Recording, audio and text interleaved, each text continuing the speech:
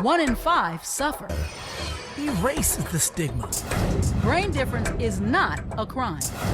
Mental health isn't just your problem. It's our problem. And now, Mental Health Mondays with Marla and Dave. Welcome to Mental Health Mondays. Whoa. Yes. That was like our own little created warp time delay. What happened there? No, Was it eye contact? usually Sergeant Major Sweet points us in, and so this time we just had to notice the aura that was coming from him, that it was time to go. But anyway, hey, we're back. Mental Health Mondays. It's going to be a great show today. I'm super excited. I'm going to just go completely rogue here because our guest today is so much more than her journey, but her journey is important, but she's so much more than that, especially to us. So she's like family, so you might get a little bit more cut up with us today than normal. Yeah, we're probably... She doesn't have to call me later and say, so what happened? Because we did it to her. It's a family affair, so... Our guest today is Hannah Sussman. That being said, along with Marla and I, Hannah is one of our producers here at Mental Health Mondays. She's also a board member of NAMI San Fernando Valley. She works tirelessly to help facilitate the function of NAMI, help others get access to mental health treatment, and erase the stigma surrounding mental illness. Like most of us, she has had quite a journey dealing with mental illness, but she has chosen to be transparent about her journey in order to help others find hope in their process. And for that, we are all immensely, Hannah, absolutely grateful. We really are. So absolutely. Remember, every story, every conversation about mental health is one worth having and one worth hearing. Never forget that. We're all in this together. Nobody stands alone. Absolutely. When we come back, our guest is Hannah Sussman. We can't do it without her. We're glad she's here. We're in for a great conversation. Be right back.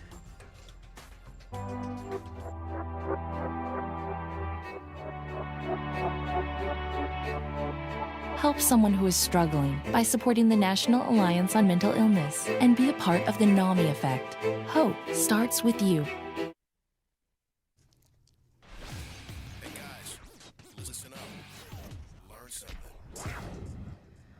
All right, Tony, you never, ever tell a story. Every time you say we're coming back, we come back.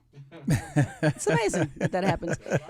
With no further ado, we want to introduce you all to our guest, Hannah. Hannah, wait, what? Stop. I just saw you breathe. Are you nervous? What the hell? I don't know. You talk to us multiple times a week. I do. I know. I even tell you guys what to do. She does. I'm very bossy, and now I'm very nervous. And It's all just crazy, but welcome to Mental Health Mondays.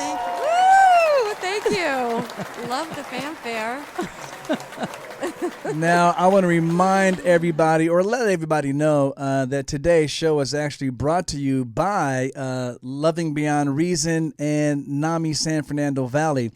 Our guest today, Hannah, we told you all about her in the intro, but one of the things, Hannah, that we love about you is the way that you interact and sort of get the stories from the guests that are coming on the show, but you do it in such an empathetic way. And that empathy comes through as I can read the breakdown and the summary of their story. I can feel what their story is about as much as just knowing the details. So that is very awesome. That is a great process that I stumbled upon.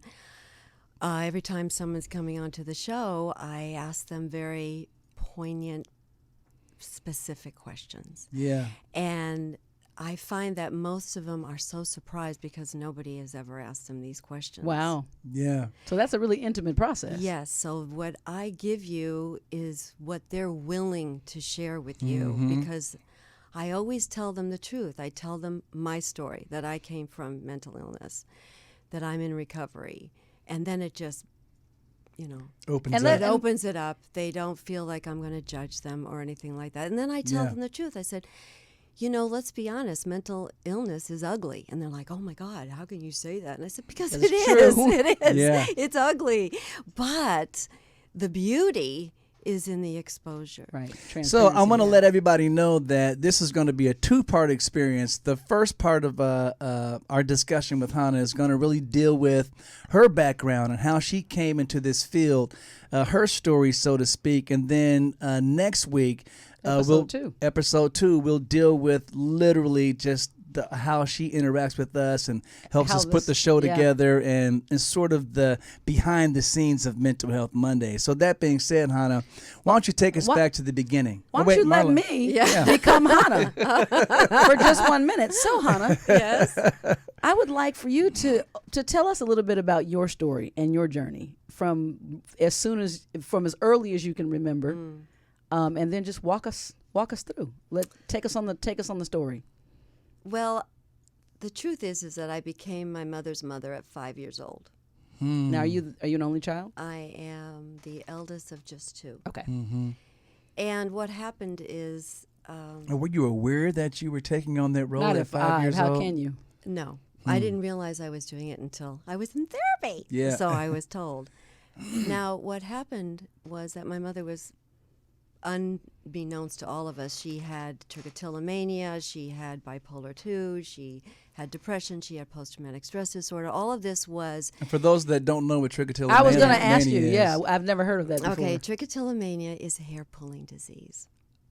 And I actually discovered that when I was about 10. She was taking a nap, and I saw, she had a bun, and it moved.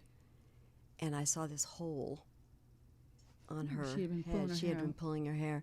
And when they pull it, do they pull it out? Oh, it's all out by the root. Wow. It hasn't recovered. She has a bald spot. So the She has follicle is damaged, yeah. mhm. Because of the repetition. And so what happened was, I asked her like a little girl would, Mommy, why do you have a hole in your head? And she said, why? She was honest. And she gets a very dazed look. And I unfortunately learned that phase of that staring, because you're going off and then you're going to go and do weird things. So she said, I pull my hair out. And I said, well, why don't you stop? Because doesn't that make sense? Yeah. Stop, right? Yeah. And don't you say to your your mentally ill people, why don't you just stop? Yeah. Well, it seems like you should be able to. can't you just stop? Right. And the answer is no. And she said, I can't stop. That was weird to hear. But the simplicity of a question from a Yes. 5-year-old though is weird. 'Cause That was you're- actually 10, and I didn't Okay. know it. But when I was 5, what I did not know was that my mother had just had another child, and she designated me as a disciplinarian. Wow. And I became the abuser to my poor little sister. Now, was that because of the way that you kind of felt that's what discipline was supposed I had to? to control everybody so that everybody would just stop it, so that my mother could just stop whatever she was doing, the craziness and the yelling and the screaming and the violence. My mother was very violent. And so what ended up happening is that, unfortunately, my sister and I have had some difficult Oh, I'm sure. Relationship issues, right, yeah. Of course.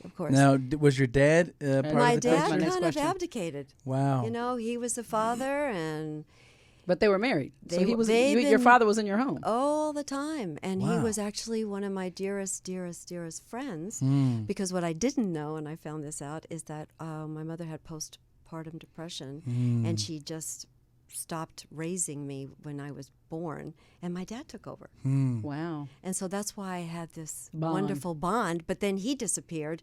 I don't mean literally. Right. He just went out of Just the kinda house. withdrew. Yeah, he withdrew. And so then I was stuck. We were both stuck with her. But the interesting thing about my mother was that she was loving and fun and Yeah. brilliant, and She was and faceted, she like was- most of us. Yes, but then you can't believe that somebody that loves you so much could be so evil, Yeah. two cruel. Who sides. beats their children? Yeah. Well, somebody that needs help. Right. That's who beats their children. And so you bring up a very good point that I want to touch on. We're about to go to a break, but when we come back, I'm going to touch on the fact that as a child, you know, you have these differences of experience where it feels loving on one hand, Yes. but you know that the abuse has to be wrong. Yes. And then you have a dichotomous experience as a child. How do you relate to that? Do you relate more to the loving side because that's what you really want? Or do you relate to the reality of the other side because unfortunately Or the that's final question, what it is? Does it drive dysfunction in you? So we'll be back to answer that. Oh, Miss after- Marla. The great this Hannah break. Sussman. You don't want to miss this conversation. Stay tuned. Don't you move. When Dave and Marla get together, it's hot.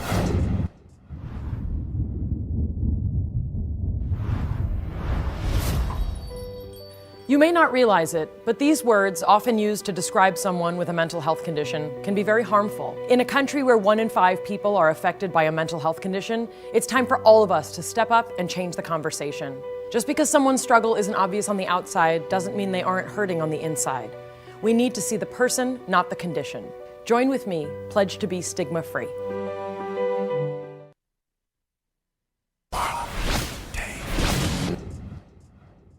It's time for the Mental Health Minute with Marla and Dave. Many people don't have a clear understanding of what is meant when they hear the term mental health. It includes our psychological, emotional, and even our social well-being. How we think, feel, and act are affected. It helps determine how we relate to others, handle stress, and even the choices that we make. It is important to be mindful of our mental health at every stage of life, from childhood and adolescence throughout adulthood. According to mentalhealth.gov, many factors can contribute to mental health problems, including life experiences such as trauma or abuse, a family history of mental illness, or biological factors such as genes or brain chemistry. While mental health problems are common, help is readily available. Many people with mental health problems get better, and many recover completely. And as we say at the end of every mental health minute, if you or someone you love needs mental health support, please, we ask, seek professional help. This message is brought to you by Mental Health Mondays with Marla and Dave. David is a thinker. I never do anything without thinking about it first. Marla is a feeler. I basically wear my personality on my sleeve. But when Marla and Dave get together, it's like a match dancing with a firecracker. All right, so we're back with Hannah. And as we were going to the break, Hannah, I was asking you to think about how does that 5-year-old, yeah. that child, 5 to 10-year-olds, how does that child deal with the love that they want from the parent and that they get from time to time and all the fun that's there, But then there's as well trauma. as the traumatic side with the sometimes the abuse. So which one of those was the one that kind of seemed like the main relationship? It was the love that probably has guided me to be a loving person, even though I was definitely wackadoodle, definitely. And so unfortunately, what happens is that before puberty, you have a sense of self. I definitely had a sense of self. And then after puberty, I don't know what happened to me. I was gone. And I started developing horrible eating disorders. And I took on my mom's, let's put it this way. So suicide was always an option to a problem. Is that just in the house because of how your because mom of my dealt mom, with it? Yeah. And so suicide thinking and tendencies became my go-to. And it didn't get really bad until I was in my 20s, my early 20s. And what I used to do is I'd have that faraway look like my mom did. And I would just step off curbs to see, well, if I get hit by a car, so be it. That kind of thing. Yeah. Right? And then what ended up happening is that I had to learn that all the wonderful things that my mother did, like she cooked for the family and she loved family, I kept all her greatness. I just kept on making sure that it was still a part of me. Right. But I had to recognize that I was an independent thinker. And that's where the problem and the work came in when I did get intervention. And I did eventually get intervention. And it was because I wanted it. Yeah. So I was ready. I was going to ask you, was there a pivotal? Yeah. I Point. started looking like I could have been in an Auschwitz camp. Oh, Wow. And so I was in a theater company, and this woman, she just called the phone book and looked for anybody that was, versed in this kind of eating disorder world. And it was years and years ago. Nobody knew what to do with people like us. And so she found somebody that just graduated. She was like 24 Wow. years old. Wow. And happened to be a family therapist, and just happened to be specialized in eating disorders. And the rest. And I was, oh God, did I have an attitude. When I finally, I admit I wanted to go in, but I had such an attitude. And I was also so underdeveloped emotionally. And I walked in and I said, I stood there and I said, I will give you 2 questions. And if you answer them right, then I'll sit down, because I was interviewing her. I had such a F-you attitude. And so she That's said, our Hannah. Yeah. Well, you're in charge. I mean, I you were am such an very, in-charge person. yeah. I know. And so what happened was that I said, okay, here's question number 1. Do you ever diet? Because I thought she was thin, but if she dieted, I didn't want any part of her. Right. And she said, no, I don't. And then I said, do you eat chocolate cake? And she looked at me and she said, yeah, I eat chocolate cake. I sat down. That was it. Those were my qualifications. That was it. So I speak Hannah. That was Hannah's litmus test for Norm. For no, right. Okay, so if you have that, then I accept that you have a line of normal that I can at least engage with. Yeah, and then the work. I had to retrain my thinking. I remember one time I got this bill from a chiropractor, and she said to me, before you think about running out in front of the cars or streets, why don't you call me? And I thought, okay. So I got this bill from a chiropractor, and I really thought about just walking out in front of the streets, because I couldn't pay for it.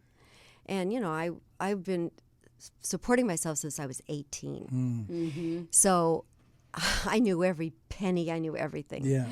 And so I called her and I said, I'm thinking of walking out in front of the streets because I got this bill from a chiropractor. I don't know what to do. And she said, how about calling up the office and asking for a payment plan?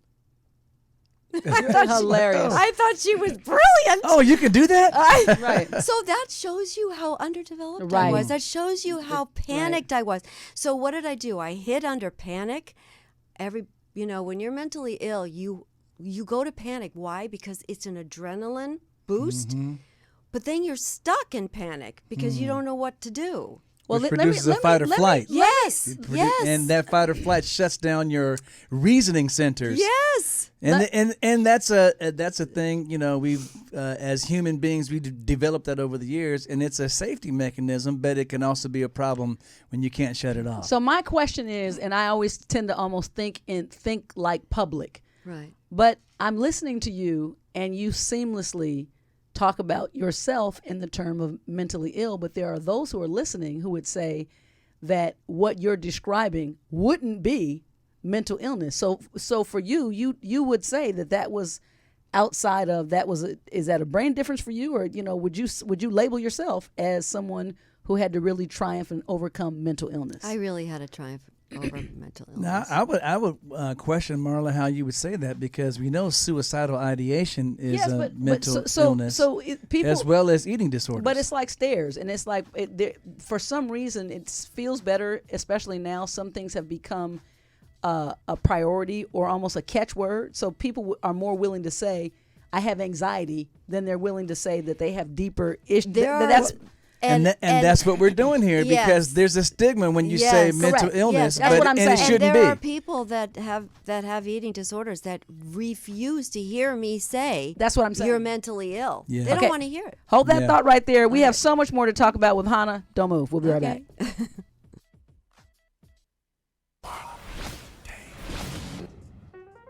All right, the music indicates we have a dancer that's not dancing. Because I'm not sure what's going on here.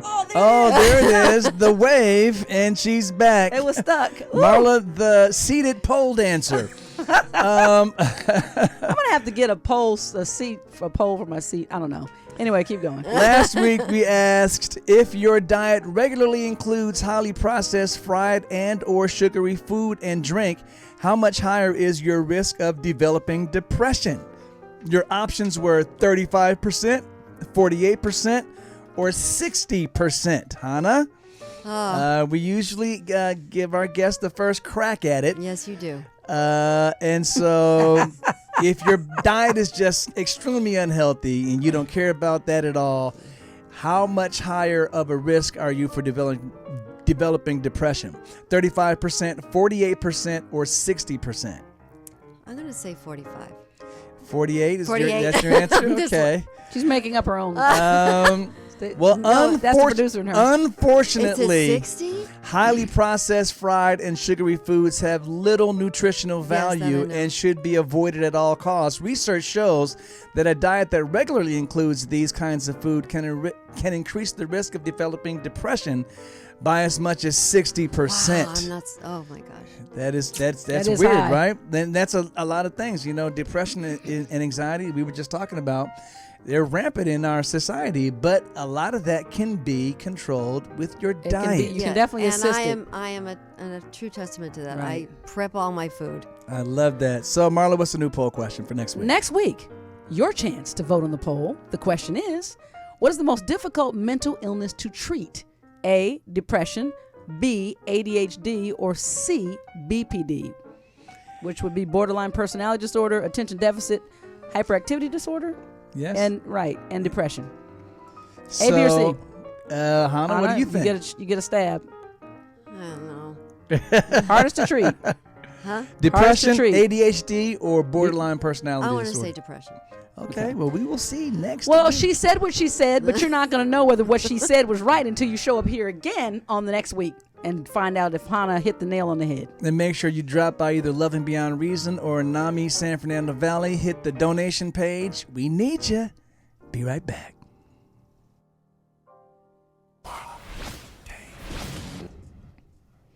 All right, we're back. That quick. Wow. I want to bring up something that Yes. you guys, I just thought of. Mental illness has many grades and many Spectrum. levels. Yeah. So when people think of mental illness, they associate the people on the street. But I'm talking about everyday people like myself that have to just address an issue. And if I don't address the issue, it's going to become worse. And then that's when the mental illness becomes even at a higher level. But I think it really is important to just say, I'm mentally having a problem right now, and I need to address it and not make it so ugly. And if you avoid it, it is going to get worse. It does. Yeah. And It just will. I will. My true confession in front of my family, my MHM family, I definitely, with my oldest daughter, had postpartum. And I literally said to my mom, I can't do this. And she just kicked in and just allowed me to participate at my own will. And in about 9 days, I was like, okay, she's cute. Okay, I'll bathe her. Okay, I'll help. Okay. Oh, wait, she's mine. All right, fine. Give her to me. So, I mean, what I'm saying is it's true that, but yet I do know others that I know very, very intimately who denied because they felt like they were failing as a mother, and they stayed in it for it became psychosis in some cases. So I'm agreeing with you wholeheartedly. We all have experiences, but mine are, I've got some doozies, but I can't say I'm not grateful, because to be honest, it brought an awareness in me and it opened up the transparency like it has in you to be able to share what's uncommon and bring something that is common, help, and voice to it. That's the part. And it's because of my experiences that I have been able to be so kind and patient with my mother. And I have become her advocate. She was hospitalized twice within this last year. Wow. She has dementia. She's in a safe environment right now. When I realized, my sister and I both realized that there's something wrong Serious. with Mom, We got her into a facility and sold, or got her house ready to sell within 4 days. Wow. Because it was that fast. She was in trouble. And she's a piece of work. And she's properly medicated, but the first time she attacked somebody, and it was so validating, honestly, for me. Yeah. Because I finally had a team of people that understood, wow, what you must have gone through All as the a things child. that you had gone through. Yeah. Yeah. And so here we are. I have a team of people at a psych hospital that really cares about this woman, that's not calling her names. And she had been put in a facility when she was 16 and had had over 10 treatments, shock treatments. Yeah. Wow. So because of that, I was very sensitive To the way she was thinking about it. To the way she was, yeah. because I knew I said, Mama, you're not going back to that place. And I made sure that she looked like a rock star when Yeah. the ambulance picked her up. And The I things said, that were important to her, you made sure they were in place. absolutely. And I said, we all love you. You need to trust me. And she did trust me. And she trusts me implicitly. Yeah. But she is a tough cookie, and I'm a tough cookie. Yeah. Right. I'm a tougher cookie. Right, exactly. Yeah, exactly. You survived the tough cookie. Yeah. So let's talk about how the treatment that because when you said eating disorder, usually brings to mind symptoms like body dysmorphia. So, we all see a beautiful young lady, but you might look in the mirror and You see are very pretty, something- Hannah. Accept it. something else completely. So how do you train yourself to not allow those feelings to take over? I have little tricks, so I'll expose them. I surround myself with people that do really see me, and they help me with my vision, because sometimes if I'm stressed out, I really don't know how I look. I'll literally ask people, what do I wear? Because Yeah. I can't, at that moment, Can't put yourself I can't. together. Yeah. So you mentioned behavior modification therapy, and I was going to ask you about that. And how different is that from dialectic behavioral therapy? Or is it the same thing? I think what happened back then is that they have so many different types of therapies, and back then behavior modification was all those therapies, Yeah. only under one name. And so I literally had to, like if I was going to a job interview, you know how you interview and you practice interview? Yeah. So with my therapist, I practiced when somebody rejected me. I practiced, well, what happens when you get a bill and you can't pay for it? You ask for a payment plan. Yeah. So I had to literally learn how to act when what if people don't like mental me? balanced life skills class. Yeah, and I didn't Well, know it's it. like an if-then, because what you're Yeah. basically saying is my feeling says I've been rejected and I feel this way, but instead of acting that way, I now have to act a different way, what I practiced. Yes. And sometimes I tend to, and not often, but sometimes I'll go to the defense. Defensiveness, oh God, that is not pretty, and you Yeah. don't act well. You're not kind. And you're lucky if you have people that care enough about you to point it out to you and say, you can't do that. Or to forgive it once the Well, behavior you're might blessed be if bad. you have people that are forgiving. Oh my Absolutely. God, Well, so blessed. Hannah, we are Hannah? Hannah, I'm They- sorry. We are so proud of you and the way that you have triumphed over very difficult circumstances and issues in life, which really gives hope to those that might be dealing with similar situations. Yes, so I want to give hope. we'll be right back. And we'll hear time some always parting- flies. Parting words from Hannah Absolutely. for this episode, but then, everybody will get their fix because Hannah will be back for episode 2 next week. Absolutely. We'll be right back. Bad. Worthless. Don't trust them. They'll hurt you. You're worthless. It's pointless.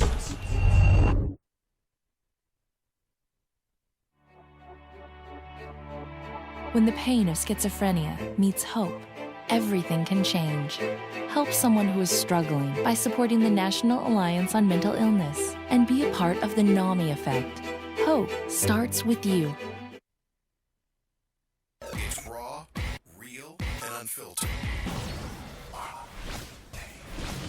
Well, we said we'd be back, and we always allow our guests, or ask our guests, plead with our guests to give us parting words. But before you do, Hannah, another gift that I'm just now realizing is your ability to share the story in such a palatable way that we can all feel it, whether we've experienced it or not. I'm learning that today in the room. I know I've seen you tell a story and you actually did tell a story about your life, a small bit. Mm-hmm. The comedy thing that she did that we saw her yes, do, yeah. but just everybody can't translate so well. You're so connected to it, and to be honest, it comes out with such ease, and it's something that I find to be very, very, very, very, very, very comforting. Mm-hmm. And also, I can feel it. So it just makes me feel like, okay, it feels like hope. So I want to say thank you for that. I want to say thank you for myself, and thank you for those who are here, and also those who are listening. So give us some Hana magic before we end this episode. Well, and also thank you. Find the funny. God, you've got to find the funny in this crazy wackadoodle mental illness. I was walking up the street with my boyfriend Pip, and we were seeing all these beautiful cars, and he says, Hana, he's British, do you like these cars? And I thought, yeah, I like these cars. Oh, I like that Range Rover. Yeah, I like these cars. And he says, Hana, is there one that you like enough to jump out in front of? And his delivery was hysterical. Yeah. And Deadpan. And dry. Of course, And, British. And I just, the laughter was so From wonderful. your gut, That point in my life, that darkness, it dissolved Wow. because of the humor. That laughter was like light. Yes, Just So erase find the darkness. funny. Find the funny is our takeaway today from Hana Sussman. And so there you go. Bottom line. And you know what? We promised you there's going to be episode 2, and we've got much more to cover with Hana. It's a pleasure having you in our studio instead of on our paper. Yeah, we love you too. So a lot of times we're talking on the phone, we're texting, and we're going back and forth. And I'm hitting decline because I'm in the middle of doing other stuff. A lot of times that's happening too. But you know, this is the icing on the cake. We enjoyed our conversation with you, and we'll continue next week. See you guys later.